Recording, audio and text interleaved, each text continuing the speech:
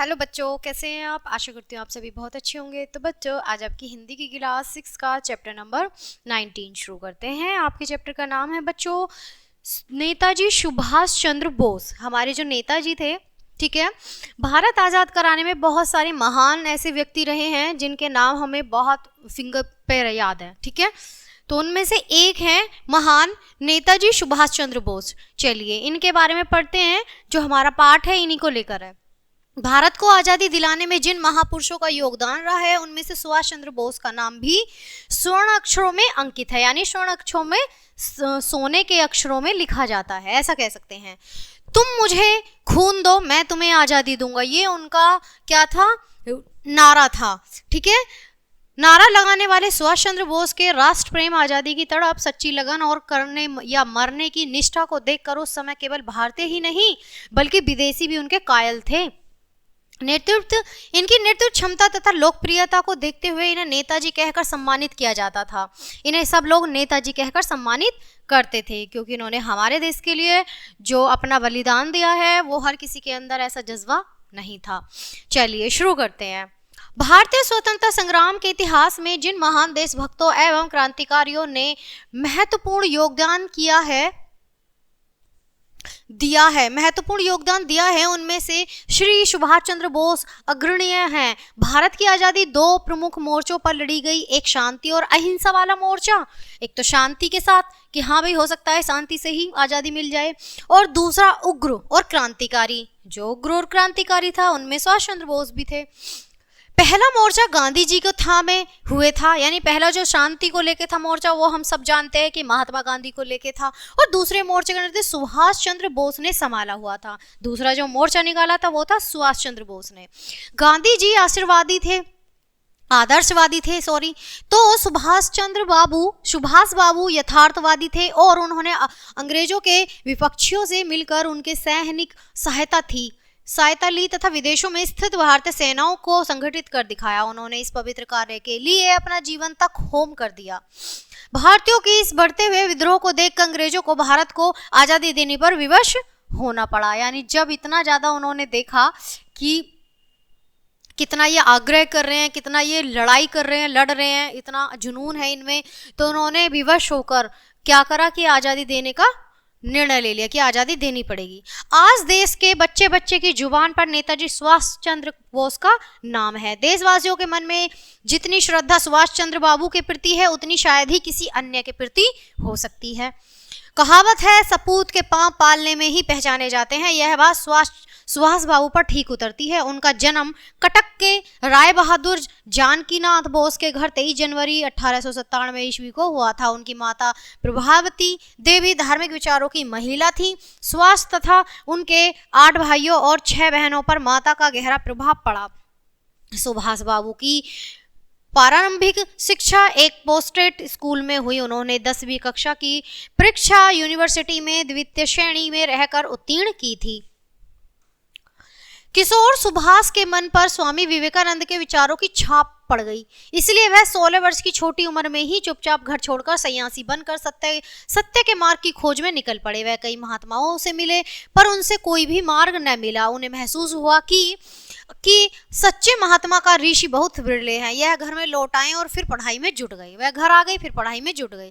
जब Subhash Chandra Bose presidency college में पढ़ते थे तब की बात है। वह FA कक्षा प्रथम श्रेणी में पास करके BA में पढ़ रहे थे। एक अंग्रेजी प्रोफेसर भारतीय के विषय में अपना अपमानजनक शब्द कहा करते थे। छात्र दिल मसोस कर रह जाते थे पर उन्हें टोकने की हिम्मत किसी को नहीं होती थी। एक बार कक्षा में उस अंग्रेजी प्रोफेसर ने भारत के बारे में जो ही निंदाजनक शब्द कहे कि सुभाष चंद्र आवेश में आ गए। उन्होंने कॉलेज में हड़ताल करा दी। क्योंकि नवयुवक भारत ने हड़ताल का नेतृत्व किया था, इसलिए उन्हें कलकत्ता विश्वविद्यालय से 2 वर्ष के लिए निकाल दिया गया। 2 वर्ष बाद वह स्कॉटिश चर्च कॉलेज में दाखिल होकर भी BA की परीक्षा में उत्तीर्ण हुए। सुभाष चंद्र को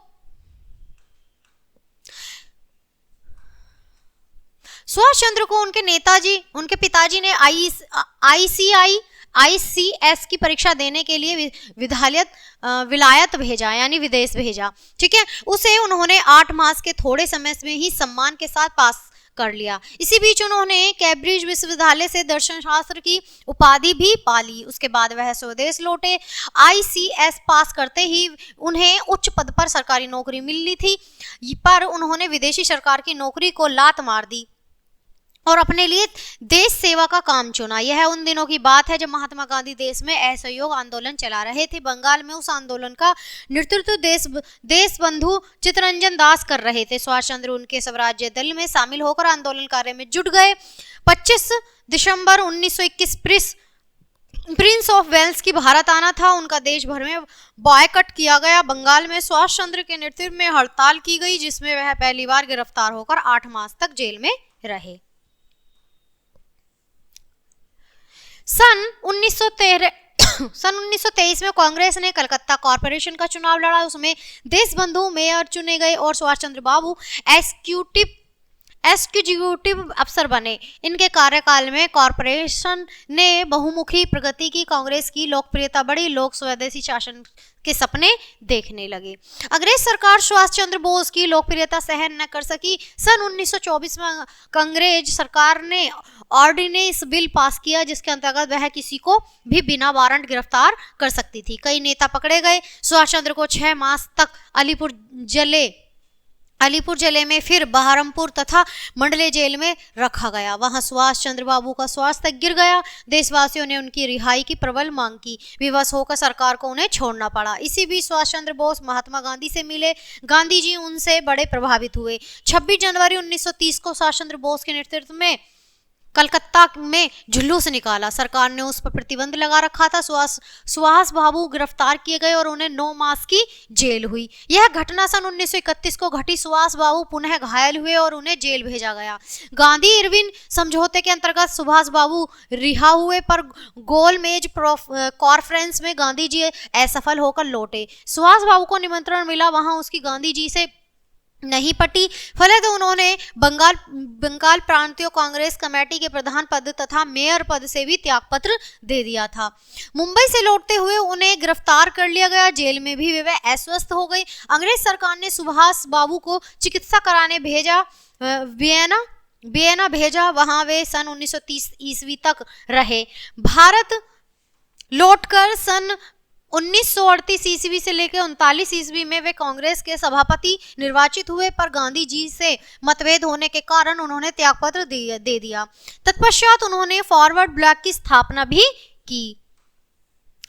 द्वितीय महायुद्ध छिड़ गया। गांधी जी ने जिस प्रकार से स्वतंत्रता संग्राम छेड़ा हुआ था, उससे सुभाष बाबू संतुष्ट नहीं थे। उन्होंने ब्रिटेन के शत्रु राष्ट्रों के साथ मिलकर स्वतंत्रता संघर्ष तेज करने का निश्चय किया। जनवरी 1941 को उन्होंने लोगों से मिलना जुलना बंद कर दिया। 2 मास तक दाढ़ी बना ली। एक दिन वे चुपचाप मौलवी के भेष में पेशावर जा पहुंचे। वह कठिनाइयों से घिरे हुए थे। जोखिम ही जोखिम था, पर मन में मातृभूमि की बेड़ियां तोड़ने के लिए तड़प थी। वह किसी प्रकार वहां से काबुल से मॉस्को और फिर बर्लिन पहुंचे। बर्लिन में वह हिटलर से मिले। हिटलर सुभाष चंद्र बोस के राष्ट्र प्रेम, आजादी की तरफ सच्ची लगन और करने की या मरने की निष्ठा को देखकर अत्यंत प्रभावित हुए थे। सुभाष बाबू ने जर्मनी में गिरफ्तार भारतीयों में अंग्रेजी के प्रति विद्रोह की भावना कर दी। तब सुभाष बाबू को नेताजी कहकर सम्मानित किया गया। नेताजी सुभाष चंद्र बोस जर्मनी में थे। उनका लक्ष्य उन्हें पुकार रहा था। 20 जून 1943 को वह जान हथेली पर रखकर पनडुब्बी द्वारा जापान पहुंचे। जापान में उनका स्वागत हुआ। फिर वह सिंगापुर पहुंचे। वहां आजाद हिंद फौज के सभापति श्री रास बिहारी बोस ने नेतृत्व की बागडोर नेताजी को सौंप दी। 5 जुलाई 1943 को नेताजी सुभाष ने आजाद हिंद स्थायी सरकार की स्थापना की। मंत्रिमंडल की घोषणा की गई। सुभाष बाबू को भारत के राष्ट्रपति, प्रधानमंत्री तथा विदेशी मंत्री का कार्यभार दिया गया। इसी समय नेताजी ने आह्वान किया कि तुम मुझे खून दो, मैं तुम्हें आजादी दूंगा। तब उन्होंने ये नारा लगाया कि तुम मुझे खून दो और मैं तुम्हें आजादी दूंगा। देखते ही देखते आजाद हिंद फौज में भर्ती बढ़ने लगी, मतलब जो फौज थी वो बढ़ने लगी। इस फौज में पुरुष तथा स्त्रियां दोनों सम्मिलित हुए, यानी स्त्रियां भी और पुरुष भी दोनों शामिल हुए। स्त्रियों के लिए नेताजी ने रानी झांसी रेजिमेंट बनाई। इसकी नायिका कुमारी लक्ष्मी स्वामीनाथन थी। इस रेजिमेंट की महिलाएं चिकित्सालयों में घायलों की देखभाल करती थी, साथ ही युद्ध में लड़ने भी जाती थी। फौज की संख्या 50,000 थी। लाखों लोगों ने आजाद हिंद सरकार के प्रति वफादारी की शपथ ली थी उस टाइम। आज हिंद फौज के सैनिक आजादी के दीवाने थे। यह गीत गाते रहते थे। कौन सा बच्चों? कदम कदम बढ़ाए जा, खुशी के गीत गाए जा, यह जिंदगी है मोम की, तू कौम पर लुटाए जा। यानी जो जात है हमारी उस पर तू लुटाए, यानी कदम कदम बढ़ाए जा, गीत गाए जा, यह जिंदगी है कौम की, तू कौम पर लुटाए जा। इन्हीं वीरों ने इफाल के मोर्चे पर अभावों से ग्रस्त होकर भी वीरतापूर्वक लड़ाई लड़ी और घास फूस खाकर समय बिताया। जगह जगह अंग्रेजी सेना को मुंह की खानी पड़ी, पर द्वितीय महायुद्धों में जापान पर परमाणु बम गिराए गए, अंग्रेजों की जीत हुई। आजाद हिंद फौज पर संकट का पहाड़ टूट पड़ा था उस वक्त। आजाद हिंद सरकार की संपत्ति जब्त कर ली गई, फौजियों की पकड़ धकड़ शुरू हो गई। पर सुभाष बाबू ने मोर्चों पर डटे रहने के लिए कहा कि 16 अगस्त 1945 को नेताजी सिंगापुर से हवाई जहाज द्वारा बैंकॉक पहुंचे। 17 अगस्त को सेगांव ठहरकर उनका जहाज 2 बजे दोपहर को ताई ढोकू पहुंचा। आधे घंटे बाद जब जहाज उड़ा तो दुर्घटनाग्रस्त हो गया। कहते हैं 18 अगस्त रात 9 बजे उनका देहांत हो गया, परंतु उनकी पूरी पुष्टि अभी तक नहीं हो सकी। यानी ये चीज सिर्फ अफवाह की तरह फैली, लेकिन पूरी तरीके से ये चीज सच्चाई सामने नहीं आई। आज प्रत्येक भारतीय के हृदय में नेताजी सुभाष चंद्र बोस के प्रति जितने आदर, श्रद्धा और सम्मान की भावना है, उतनी शायद ही किसी अन्य नेता के प्रति हो। आज प्रत्येक भारतीय के हृदय से हुक उठती है, काश आज हमारे बीच नेताजी होते, तो तब हमारा देश सच्चा धर्मनिरपेक्ष राज्य होता और सच्चा स्वर्ग धरती पर उतर आता। तो बच्चों, ये बहुत सच बात है और पाठ जो है बहुत ज़बरदस्त है, बहुत ही जानकारी भरा है। और नेताजी सुभाष चंद्र बोस की ये जो जीवन गाथा है हमें बड़ी अच्छी लगी।